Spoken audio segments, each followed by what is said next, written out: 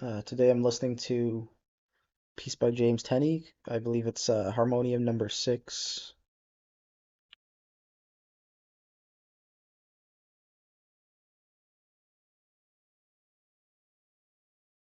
And I have this listed as 2000 in my spreadsheet. I don't know if it was, maybe it was composed in that time. Let me see when Tenney died again here. He died in 2006. So it's, yeah, I guess maybe he wrote this at the end of his life. Um, so he has a number of pieces in the series, obviously. This score I have, the 6 is crossed out and 7 is written there, so maybe there's some discrepancy. Maybe this is actually Harmonium 7.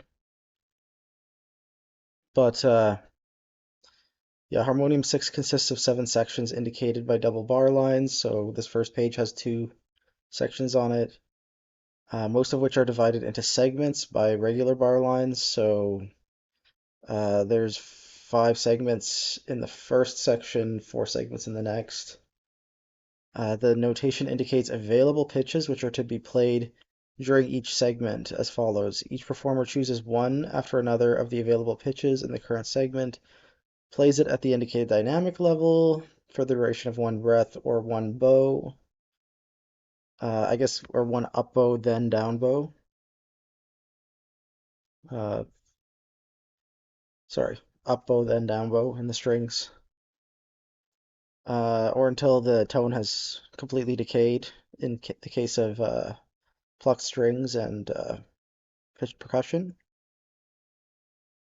And then after a pause, this process is repeated. Um, each segment should be about 20 seconds long. And obviously it's for variable instrumentation, right? But pitched instruments, probably classical instruments. So in the first segment, everyone plays this D one after another. Then in the next segment, people have to play the D and other people play the A above. Then the F sharp is added above that, and then it changes to an F natural. The A changes to a B in segment 4. So there's very small changes from one segment to the next. Um, Nothing fancy in terms of intonation. The whole thing is in equal temperament. The swells, like each segment, you're kind of swelling from niente to something and back down.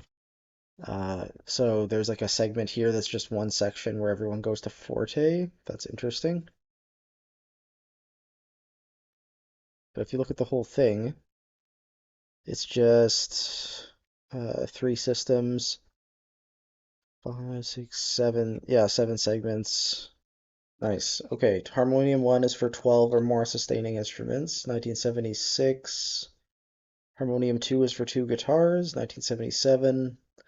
Harmonium 3 is for 3 harps, 1980. Harmonium 4 is for tape delay, clarinet, alto, sax, tenor sax, vibes, piano, string quartet, and bass, 1982. Harmonium 5 is for string trio, 1982. Harmonium 6 is for flute, oboe, clarinet, bass clarinet, trumpet, string quartet, also 1982. And then Harmonium 7, I'm mistaken, not written in 1982 or not written in 2000. It should be 1982 as well. 12 or more sustaining instruments, if I'm correct here. Like this is all I see. So, I mean, the instrumentation is wrong in the score here. It says 8 or more sustaining instruments. Yeah, like every score. Okay, so this score is a little bit different. That's weird. But it also says 2000. But yeah, this one, which was scanned in the UNT music library, uh, the notes have ratios over them, which I think is kind of interesting. Whereas here, you just get the notes. So there's like pure intervals. that they're supposed to be approximating, I think. That's interesting. And also, I don't know if this is part of the score. If, yeah, it must be. But there's like these symbols on top that indicate, maybe some sort of microtonal deviation that they should have. Yeah, it says down here, uh, there's a symbol for a sixth of a semitone lower, 2/6 or 1/3 of a semitone lower, and then no deviation. So this is a version of the score that approximates it better.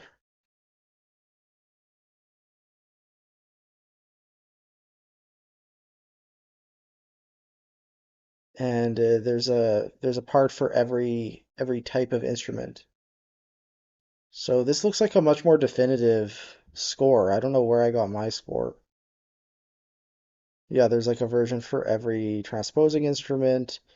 You have all these whole number ratios for the notes, and then you have like microtonal stuff. So yeah, I guess that's one way of thinking about it. Let's have a listen here. Link in the video description. Okay, I hope you listened along to this. This is a really cool piece. I think I heard it first like way back when I was doing my master's or around that time, and um, it was nice to revisit it. I forgot how kind of inspiring it was for me. I think I did a lot of experiments that were kind of like this as a composer. It's very easy to play and it's very effective, and I like the incorporation of both sustaining and non-sustaining instruments. Like the piano, I think contributed a lot to the texture, just playing one note at a time.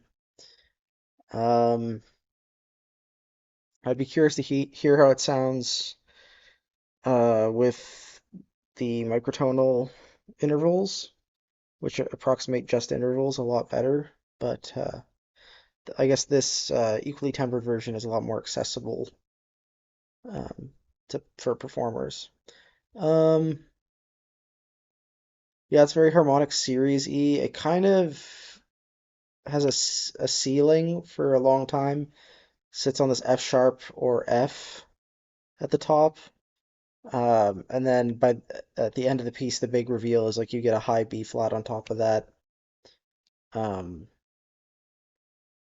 so yeah, kind of interesting. It's actually a lot more strict than a lot of the open instrumentation pieces we've been looking at because, like, for example, the Jordan Nobles pieces we were looking at, the pitches were more like pitch classes, like you could play them in any octave. This one, the octave is very important. The register is very important. So you have to choose instruments that can kind of play these notes that have a range that extends upward and downward enough that you have everything kind of covered from the low F. I think that's the lowest note. The and F below the bass clef, and then the highest note is the B flat, obviously above the treble clef. So, yeah, that's Harmonium 7, which I'm really hoping is from 2000 and not from 1982, like I read on the James Tenney website. But every other source seems to point towards 2000, like all the scores I can find.